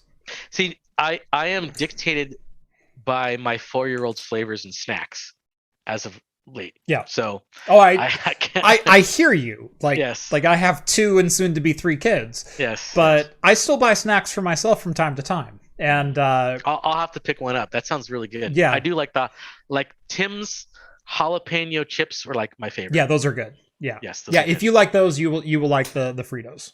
So yeah, Frito scoops with jalapeno. Right. No, my little bit. She loves chips and she likes sampling things off my plate. But both her and my wife are celiac. They are 100% gluten free because. Not because we're gluten free and we live in the posh part of town and blah, blah, and it's the hip thing to do and the hip. Right. No, it's like, no, they have an autoimmune disorder, which is one of the most frustrating conversations I have at restaurants ever. Yes. But she likes to sample my food and whatnot when she can. And she really likes the Frito scoops. I've had those a number of times. Well, I had the Fritos jalapeno scoops and she goes, "Can I try those?" And I said, "I don't know if you like them. They're kind of spicy." She goes, "No, I try." And I said, Okay. Here's one. She takes a bite and she goes, "That's good," and whatnot. And it's like, wow, okay, like kids got chutzpah. Yeah. Took a second bite. I don't like these. No, I like these because the heat builds up. The heat builds. Yeah. All right. I actually have to take a rare break because I know we talked about at the beginning. Oh man, I'm gonna have to go take a break. I'll be right back. Steve is tapping out. All right, so we do have some more beer news that we can get to. SpaceX has been in the news a number of times over the last couple of years, and they are in the news again, but we can talk about them on an official capacity on this channel because SpaceX will be flying hops into space. They will be on a private mission, Inspiration 4, and the hops will be auctioned off for charity and hopefully later turned into a beer release so we can all enjoy it. So this will be happening, I believe, in October. 70 pounds of hops will be hitching a ride on Inspiration 4. And all proceeds will go to the St. Jude Children's Research Hospital. I want to say it was October. I'm forgetting the date, though. But yeah, 70 pounds of hops are going up into space, which is, I think, a very cool thing.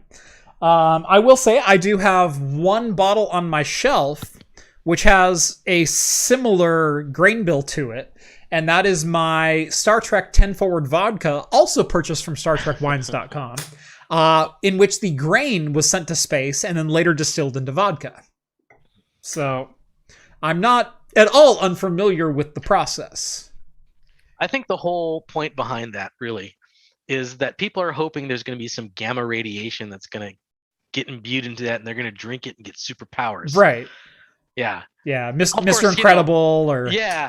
Well, of course, when you're drinking beer or liquor, you're just going to get like a super powered liver and be able to drink everybody under the table. That's going to be like your only superpower. Not a bad superpower to have, though, by the way. Gosh, which most Russians have that superpower already. So yes. It's not. There was an early Family Guy episode in which it was like a mailbag episode of Family Guy where they did like 3 mini episodes in a single episode. And one of them, they got mutant powers because this chemical truck crashed in their front driveway. Right, yeah. And Mayor Adam West, played by Adam West, dove into the toxic sludge to get superpowers. And then the next scene, he's sitting at the doctor's office and they're like, what were you doing? I was rolling around in toxic sludge so I would get superpowers. Well, that's just crazy. Now you have lymphoma. Yeah. Was it didn't Meg like get the ability to grow her fingernails? And that was it. She like got the lamest. Yeah. Brian got super speed. Ask me how the King of Taipei is. How's he? He's fine. Yeah. I forget what Stewie's was. I think Stewie's was telekinesis and something like that. Yeah, I can't remember. But yeah, Meg goes, "What did I get?" Aw, yeah, that was it. I could really scratch you good. Yeah.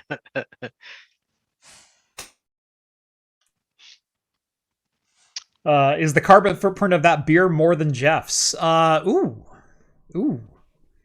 I would say over under yes, simply because my entire server stack. Everyone always asks me, what's your power bill like? Well, I will answer this in 2 ways. Number 1, Oregon has some of the cheapest industrialized power on the planet because we're a lot of hydroelectric. A lot of hydroelectric, completely renewable, readily available. And so my power is like 7.3 cents per kilowatt hour. It's even lower than Steve's because I'm on a municipal power company. It's a public-owned power company. And so my power company is not for profit. And so 7.3 cents per kilowatt hour, when I know a lot of people are paying like 15 to 20 cents per kilowatt hour throughout the rest of the country. But what I will say is my server rack on average throughout the day draws about 850 watts now. That's its constant draw. It's a lot of power, but it's also running just on a single circuit. It's not like I have this multi 3-phase thing set up. Like, it's 800 watts. It's a lot of power, but in the grand scheme of things, it's not a lot of power. Like, it takes a lot more to cool my house than it does to run my servers. So, put it in that context. You can only utilize the heat from the servers to heat your house in the winter. You could save a little money there. Actually, it heats my garage quite nicely. Well, yeah. It is nice to go out there in the garage like and in the winter it's time, 60 degrees when it's 35 outside. Right. Yeah, go have parties out in the garage in the wintertime. Yep. It's a little loud for parties out there, I will say. Yeah. We'll play some like Texas Hold'em or something. 800 watts is a microwave on all the time. Well, that's just a weak ass microwave. Mine's 1200 watts. Yeah. If you want to warm some bread. Yeah. Can you use space heater in the winter? Yep, I do use it as a heater in the winter. I haven't quite figured out how I want to recapture the heat and recirculate it through my house, although it's certainly possible. Yeah. My HVAC system is not that far from my server rack, and it's certainly something I've thought about. It might be something that I integrate into my next expansion. So, interesting project, yeah. Yeah, that could be fun. All right, let's see. Oh, James May is getting a gin, to his very own. Top Gear gin. Yes. I think this is less of James May offering a gin and more just James May wanted a lot of gin for himself. Yeah, I think so. Like those who know James May know James May loves gin. Yes. Well, most British people do. Yes. I love gin. I love gin too. I'm not British, but I love gin. Friggin' love gin. Gin is my 1A to whiskey. Yes. Yeah, I think those are like my two. I do like a good rum, but I find a good rum harder to find than a good gin or a good whiskey. Yes. So I appreciate a good rum, but I don't go searching for good rums. No. I have my staples, and I'm like, all right, I'll stick with that. But I will tend to wander with my gins, and I'll tend to wander with my whiskeys because I always am looking for something, the next good one that I like. Right. I'm looking for the next thing that I want to have in my bar full time. Right. Yeah, exactly. I know. It's been a while since I've visited your bar, but the times that I have, I've sampled many a whiskey and many a gin. Yeah. Yeah. So James May getting a gin. That's the story. Like literally. Yeah, that's it. That right there. That's the story. Not much detail. Yep. Yeah, that's it. He is signing the first 1,420 bottles, and you guys can pick it up on a larger scale starting in the next couple of months. Yeah. If someone happens to be in the UK and wants to send me a bottle of James Gin, I would very much appreciate it because I would love to review it. Well, we can ask Andy at eTechnics. Well, there's Andy, there's Ian. He's right there. Yeah, that's both. Yeah, I mean, they're both there. God, look right over the guy. It's a tiny country. Yeah. It's so small. It's like they could just walk across the country. If they love that your first thought is, well, there's Andy from eTechnics when Tech Potatoes goes like, am I a joke to you? That's true. Sorry. Yeah, we might have to do a little bit of an international swap there, Ian. Yeah. So we'll give them our HRD vodka, and they could give us I actually their James May gin. Yeah, no, I will send you some good Northwest US gin. First batch is sold out. Did I stutter? I didn't ask for excuses. We do have some really good Pacific Northwest exclusive liquors that are really good. Yep. No, the one that really comes to mind is Vivacity down in Corvallis. That's a good one. Yeah. They have their native gin, and they've got their I'm drawing a blank on their other gin that they make. Their native gin is just it's so good. In fact, I have a bottle right up there. I mean, we don't have to limit it to gin. I mean, there's like some McMiniman's pear brandy is like one of my absolute favorites. Like, and you can only get that here.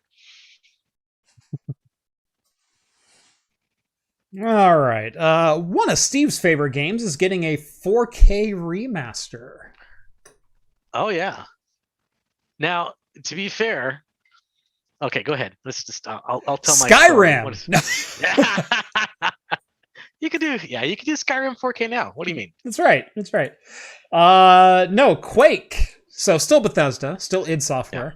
Yeah. Now Microsoft is getting a 4K remaster, online multiplayer, lobbies, and more.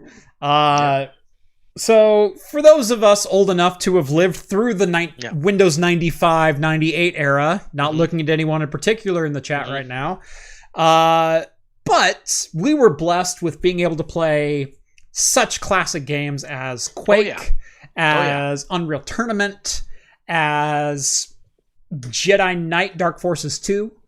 Like these were all cream of the crop online multiplayer games. And if you think you have to complain about lag today, let me tell you. Oh, God. Now, it was. Well, let me explain something about dial-up to you. I had the privilege of working in a company that had a T1 line at the time. You bastard. So, I know. It was, I mean, okay, but I still went home when I played. When I played, I hated it. Right. Because I just had dial-up. But when I went to work, but then of course I could only play during my lunch hour. Yeah. And I have to tell you this story. And this kind of ties into the Quake thing because I remember when Quake first came out, we were in our office. We were in the throes of just playing Duke Nukem 3D like every day at a lunch and after work because like we had the LAN network going on. Duke Nukem worked great. Yep. Everybody was playing it. Yep. And they totally didn't care. We had the T1 line coming in if we wanted to do multiplayer online. And then Quake first came out. I wasn't that impressed with it. I mean, I liked the 3D technology, but it didn't seem as fun to me. Yeah. As Duke Nukem felt. Yeah. And that's the thing about that time in gaming too, was 3D graphics were still fairly new and fairly unexplored in how you actually wanted to put them together and get a cohesive gaming experience out of them. Right. I enjoyed the first person aspect of it when I played it. I thought this was neat because you can actually look up and look straight down and stuff like that. That was pretty amazing to me. But when it came to multiplayer, I didn't find it as fun at the time as Duke Nukem. Yeah. No, Duke Nukem and Doom 2 for Windows 95 were kind of like my multiplayer jams until Jedi Knight Dark Forces 2 came out, and then that took over everything. Well, that was like years later though. 97. Was it Dark Forces 2 was 97? Yeah. Was it Dark Forces 2, Dark Forces 2 Jedi Knight? It was. So there was Dark Forces, which was a single player DOS affair only. Yes. Jedi Knight Dark Force. I think it was called Jedi Knight Dark Forces 2. And then there was Jedi Knight 2 Jedi Outcast, which came out around 2001. But no, it was Jedi Knight Dark Forces 2. Yeah, Star Wars Jedi Knight Dark Forces 2. I have it right here. Was it 96 or 97? I want to say it was 97. Let me go look here. 97. You're right. It's 97. I know my Jedi Knight. Like, same year as StarCraft. That's right. Put that feather in your cap. Yeah. So yeah, 3D was this weird, unexplored amalgamation of like, before 3D was like, there's a 3D environment in which I mean a bunch of cubes with textures on them with sprites. Yes. That was 3D until we got Quake. Fully rasterized Quake in a first-person shooter. It was the first rasterized first-person shooter. Mm-hmm. And there were a couple other games that beat it to the punch of being the first fully rasterized game, but it was the first fully rasterized 3D shooter. Mm-hmm. I fully agree that I played more Duke Nukem 3D than I did Quake. and the original Unreal. Yeah. No. The original Unreal, was garbage. Played that. Yeah. No. The original Unreal, I played that crap out of that too. No, did you? I never liked that one. I never liked it. I loved that. Like UT 2004, I lived on. Yes. Oh no. I loved the original Unreal. I saw the potential in the multiplayer, and I thought it was great. Because it reminded me a lot of Duke Nukem multiplayer, but it was fully 3D. Because it had some really great.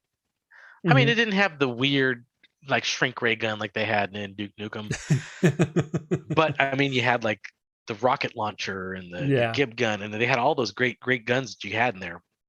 Yeah. So I had a lot of fun with that one. But you're right. UT is where it really blew out. Yeah. But I still liked Unreal. Another game that is getting another release, the 5th release in 10 years, and that is Skyrim. Skyrim. Who doesn't own it at this point? That's what I want to know. I still have. I bought it when it first came out. I bought it on launch day. I bought it on launch day too. Yeah. I remember it like it was yesterday, because it kind of feels like it was yesterday. It was November 11th, 2011. Guess what? November 11th, 2021, Bethesda will be releasing a 10th anniversary edition of Skyrim, which is nothing more than the Skyrim Special Edition, which they launched in 2017, with the addition of 500 user-created mods that they didn't have to pay a freaking penny for. Yeah. That's it. This is the 10th anniversary of one of my favorite birthdays I've ever had, because my birthday's in November. Yeah. And Skyrim came out, and so we decided to go out to the Oregon coast. And people who are not familiar with the Oregon coast, around November, it is just abysmal and dreary. So it's just like rain and wind. Yep. But for my birthday, my wife she's like, hey, I got a cabin out in the middle of the coast for us. I'm like, well, I just got Skyrim. I'm gonna take my PC with me. So we got a cabin. It was right next to a brewery out in the coast, and we just sat there. At least I just sat there, and I played Skyrim and drank beer at the coast while watching storms roll in and the ocean. It was pretty great. I have to say, I really liked it. It wasn't necessarily that I like Skyrim. I mean, I still kind of do. But the atmosphere and drinking the beer, it was a great time. Oh, totally. Probably one of the best birthdays. I played the absolute heck out of Skyrim. It's one of the few games that I've crossed the 500-hour mark on. Yeah. I mean, there's probably 5 or 6 games in that entire conversation. So yes, it's a great game. It's a gripping game. It's an engaging game. It's a game that I love to play. And there's so much you can do. Right. As long as you end up being a stealth archer. Right. Yeah, of course. Yeah. You're gonna end up. No one ever starts out aiming to be a stealth archer. But you end up being a stealth archer. I mean, you're an orc and you're still a stealth archer. No, it just happens to be that way. Yeah, I just gave up and started getting all my characters as high wood elf. I might as well start with a level 20 archery if that's what I'm going to end with anyway. I know. You were born under the warrior, stealth archer. Stealth archer, doesn't matter. Yeah. But you get a plus 20 dexterity and stealth archer. Stealth archer, yeah.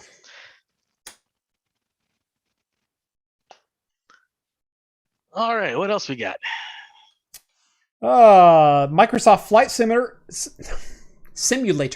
Microsoft Flight Simulator is getting a competitive multiplayer add-on in the fall sometime. Sometime, yes. Sometime this autumn. Competitive. We say in the late summer. Is it going to be like how quickly you can crash your plane? Because I'm going to win that one. Well, wake me up when September comes because... So yeah, no, this will be like think the Red Bull air race kind of things. Oh, right. Okay. Yeah, it's going to be that kind of environment where it's competitive racing and acrobatics, aeronautics, etc. So World Update 6, as we already knew, arrives on September 7th and aims to enhance all of Flight Simulator's rendition of a lot of places, including Germany, Austria, and Switzerland. And later in the fall, we are expected to get the multiplayer update in which you can engage in competitive multiplayer. Nice. That's the story.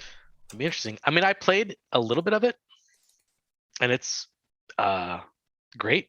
Mm-hmm. Great simulator. But it's not really something that I have the patience for. Right. I used to love Flight Simulator. Like, I had a full cockpit rig at one point. Yeah. I spent a good number of hours in Flight Simulator simply because I find more relaxation in that in gaming than I do in first-person shooters, and like Skyrim kind of gave me the same kind of satisfaction where it's not necessarily just exploring. Breath of the Wild. I mean, like 3 vastly different games. Yeah. But the same kind of laid back with a little bit of excitement every once in a while. Like that's my jam. Yeah. I used to play the heck out of Flight Simulator. Yeah. 98, 2000, 2004, X. Yeah. Oh, I still remember the I mean, I'm going to really date myself, but I remember playing the original Flight Simulator. Yeah. It was pretty bad. I mean, it was blocks. It was just I never played the original Flight Simulator. I had Jet Fighter 2. Yeah. It's pretty close though. Yeah. About the same. About the same thing. There were 5 planes in the San Francisco Bay, and the buildings were just like gray cubes and oblong rectangles. That's what the original. There was an aircraft carrier, and you could land on it. And so I got really good at that. You could also spawn up to 3 enemy planes and dogfight with them. Oh, really? Yep. No, I just remember being able to, I took off from Seattle Airport and flying all the way to the Portland Airport. Yep. But no, you could fly an F-14, you could fly an FA-18 Hornet, you could do a couple other things. There was later an add-on, I believe you could fly with the X-29, which was an experimental inverted wing design. Oh, so fancy. Yeah. So world's first DLC. Yeah, so that wasn't necessarily Flight Simulator level. It wasn't simulator level. It was definitely more arcadey, but you could stall your plane. You had to know how to use your flaps. You had to it was equivalent with some early simulators. Yeah. But I mean, I don't know if you played the latest flight simulator, but it is because they use the mapping Seattle map or satellite mapping for textures. More than just Seattle. Yeah, no, I mean, right, satellite. Sorry, satellite. Yes, satellite imaging and bump mapping to automatically create buildings. Yeah, and I was able to follow like freeways and stuff like that, find my house and try to crash into my house. Right. All kinds of stuff like that. I mean, it's great. I haven't played the most recent one. You should try it. I mean, if you have a decent video card, it is very, very graphically impressive. And it's, like you said, very chill. I wonder how it plays on Triple Titan X SLI. Well, you can give that a shot. That's going to be something to put in your benchmark repertoire there. I think I need to triple SLI my Titan X's just for grins. Just to see what happens? Yeah.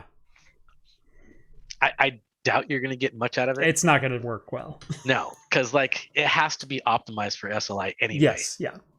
And no one's optimizing for SLI now. Yeah.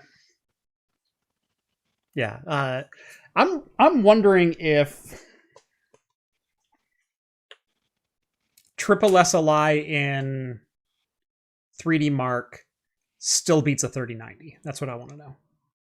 I'm curious. I mean, I'm gonna guess no, but it's gonna be close. It's closer than I think so. Yeah. That would be very interesting to see. Rev says, if you have a decent video card, am I a joke to you? Stares lovingly at both my 3090 and my 6900 XT. I wasn't addressing you. I know you have a decent video card. Yeah.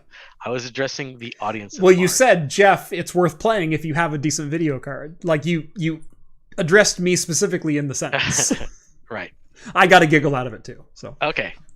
Jeff, do you have a decent video card? I have one or two. Yeah, okay. Just checking. Yeah. Yep. What CPU is going in that Titan three-way SLI? Yeah, what are you gonna use your I mean you have several systems to put them in if you wanted to. Yeah. I need to look around. I need to see what I've got. The only triple SLI boards that I know that I have are... I have an MSI Creation X299, but I only have a 7820X 8-core, which is not good. Yeah, that's okay. It's KB Lake X, and it's not the greatest single-threaded chip. Like, it does 3.4 fine, but don't ask it to do over 4 gigahertz. Right, like right. It doesn't like it. Yeah, I need to upgrade that board to a 9th gen chip to get actual decent single-threaded results out of it. Yeah. I do have a 5950X, but it's only a 2-way SLI board. I've got a Threadripper 2950X, which I believe will support it. 3? That might be a good one to do. Yeah. If you could fit 3 in there. But it's still only 2nd generation Ryzen, so we're still not talking great single-threaded performance. Yeah, single-threaded performance. Yeah, that's true. Yeah, I don't know. Yeah. Is someone in the chat going to cause you to buy a new 3-slotted motherboard? No, I'm not going to buy any new parts for this video. I have spent enough money. Thank you. Yeah. Ian says Core i3 2400. I have one of those. I have that chip. i3 2400 and triple SLI Titan. Boy, could I find a Z68 chip with triple SLI support? Do they make such a beast? I don't know if they do, to be honest. Maybe. One would assume. Maybe. I don't know. I did have my original i7 build. I in 2008 I built myself an X58 system with an i7 920, the original i7 CPU. Oh wow, yeah, that's an old one. Yeah. So 4-core, 8-thread. And I had an EVGA classified motherboard on that thing, which supported 4-way SLI. Oh, really? Yep. Never should have sold that thing. I sold that. Oh, you got rid of it then, huh? Plenty of Z77 boards had PLX. That is true. Yep. So, in theory, 5960X is a clear choice. I do have some 5960Xs. I have 2 of them. Yeah. Only 24 PCIe lanes on the 5950X? Yeah, but...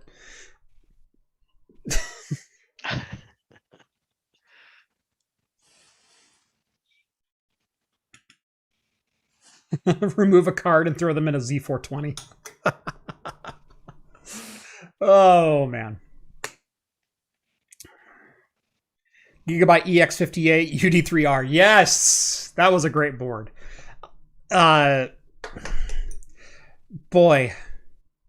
X58. What a wonderful and intrinsically flawed CPU architecture or chipset architecture. Yeah. While also having the longevity that not many architectures have seen. I mean, think about the gaming enthusiasts who of course, bought a CPU in 2008 and could still run that CPU competitively in 2016. Like, it was one of the boards that had the most longevity. It had legs. I remember. Yeah. It had legs, yes. Yeah. Maximus 4, Z68 for the win, and Gigabyte Z68X UD7B3 all did. Well, I can tell you I'm probably not going to find a Maximus 4. I can tell you a Z68 for the win is probably going to be about $300. Yeah, even now. Even today. Yeah.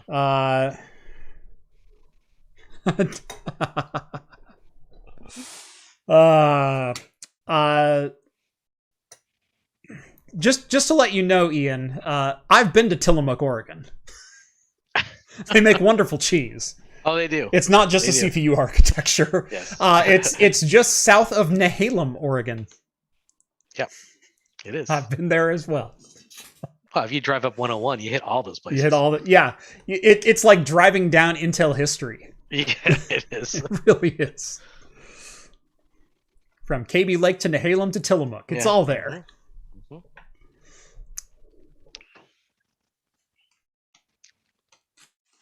All right, we do have one more story to get to, and that is happy 30th birthday to Super Mario World. I know we were talking earlier about dating ourselves, but my goodness. Does it feel like 30 years? In some ways, yes. In a lot of ways... In some ways, yes. 30th, man. That seems like... Doesn't that hurt a little bit? It does. Yeah. I mean, I loved my NES. I absolutely adored my NES. Yes. I played my NES to the ground, and I played my Super NES to the ground as well. Same. And I think my original NES might still be up in my parents' attic somewhere. I don't know. Well, hey, if you have a Zelda cartridge, you're sitting on like $411,000 right now. I have no original packaging. In fact, the last, and I still feel kind of bad about this. I had a Final Fantasy 3, which was Final Fantasy 6 in Japan. Original packaging and everything that I traded for Diablo 2 when it first came out. Which, I mean, Diablo 2 is great and everything like that. But I think original packaging and original cartridge for Final Fantasy 3 America would be more of a collector item than... I have a worse story than you.